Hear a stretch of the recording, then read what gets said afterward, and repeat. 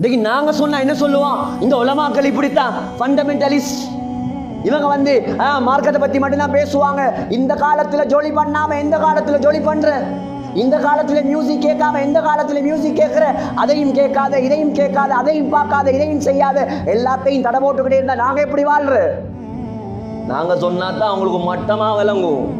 சினிமால ஆஸ்கார் விருது எடுத்த ஒரு லேடியே சொல்றா, cinema is a area of vulgarity.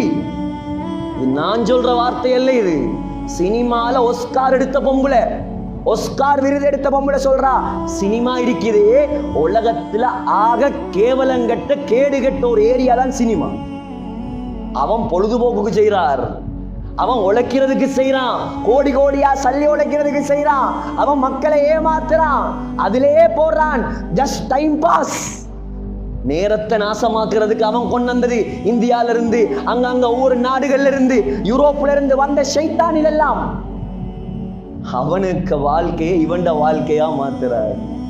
திடீர்னு தாடி முகத்துல கேட்டா தலைவர் தாடி வச்சிருக்காராம். அவர் அடுத்த படத்தில் எடுத்தா இவரும் எடுத்துருவார். எங்கட தலைவர் யார்? எங்கட தலைவர் யார்? இந்த வாலிப சமுதாயம் யார பின்பற்றணும்? யாருக்கு பின்னால போகணும்? இஸ்லாத்தில் எதை விட்டார்கள் ஸல்லல்லாஹு அலைஹி வஸல்லம்? நடப்பதற்கு சொல்லி தரவில்லையா உனக்கு? துப்புவதற்கு சொல்லி தரவில்லையா? பார்ப்பதற்கு சொல்லி தரவில்லையா? சிரிப்பதற்கு சொல்லி தரவில்லையா? முடிவெட்ட சொல்லி தரவில்லையா? சினிமாக்காரனையும் கிரிக்கெட்டர்ஸையும் பார்த்தா நாங்க முடிவெட்டணும், நாங்க முடி வளர்க்கணும். சகோதரர்களே, எங்க போகுது? ஏன் மார்க்கம் தெரியாது, மார்க்கத்தை படிப்பதற்கு ஆசையும் கிடையாது. முதலாவது பள்ளிவாசலுக்கு, முதலாவது குர்ஆனை படிச்சு கொடுங்க, முதலாவது அல்லாஹ்வோட பயத்தை கொடுங்க, அல்லாஹ்வோட தொடர்பாக்குங்க, கெட்ட கூட்டாளிமார விட்டு பிரிங்க, உலமாக்களோட கூட்டாளிமாரா மாத்துங்க, மார்க்கத்தை தெரிஞ்சவங்களோட கூட்டாளி ஆக்குங்க உங்களோட பிள்ளைகளை. மார்க்கத்தை எடுத்து நடக்கக்கூடிய மக்கள் சுஹபத்தில் வைங்க, அந்த பிள்ளையும் நல்லவராக மாறுவார். செஞ்சு பாருங்க, 5 பிள்ளைகள், 6 பிள்ளைகள், 4 பிள்ளைகள், 3 பிள்ளைகள், இல்லா மாஷா அல்லாஹ்.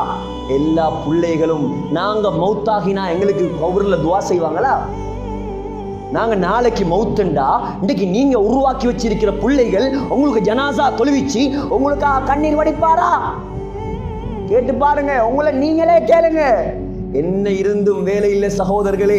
நீங்கள் பெத்து வளர்த்த ஆளாக்கிய பிள்ளைகள் போதும். இந்த ஸ்மார்ட் போன் மாத்திரம் தீனை ஹயாத்தாக்கிய வாலிபன் இன்னைக்கு போனை ஹயாத்தாக்குற காலம். அந்த போன் ஒன்று போதும் அவன் உலகத்தில் உள்ள எல்லா பாவமும் செய்யறதுக்கு, எல்லா பாவமும் செய்யறதுக்கு. எவ்வளவு பெரிய நஷ்டம். இன்னைக்கு அல்லாஹுடைய உதவி இறக்குற மக்கள் இல்லை. இன்னைக்கு அல்லாஹ்வோட உதவி இறக்குற மக்கள் குறைஞ்சிட்டாங்க. யாராவது மார்க்கத்தை எடுத்து நடந்தாலும், மார்க்கத்தை பேசினாலும், இன்னைக்கு மிம்பர்களும் நவீனமாக மாறி, மிம்பர்லையும் நவீனம் பேசணுமா, மிம்பர்லையும் அந்த டெக்னாலஜி பேசணுமா? இது அல்லாஹ்வுடைய ரசூலுடைய இடம். இது குர்ஆன்ல சொல்லி தரப்படாத டெக்னாலஜியா, ஹதீஸ்ல சொல்லி தரப்படாத விஷயமா? இது நவீனம் பேசுற இடம் அல்ல. இது அல்லாஹ்வோட ரசூலுடைய பயத்தை உண்டாக்குற இடம். இது இந்த மிம்பர்ல ஏறினாத்தான் ஸல்லல்லாஹு அலைஹி வஸல்லமுடைய கண்ணெல்லாம் சிவப்பாக மாறும்.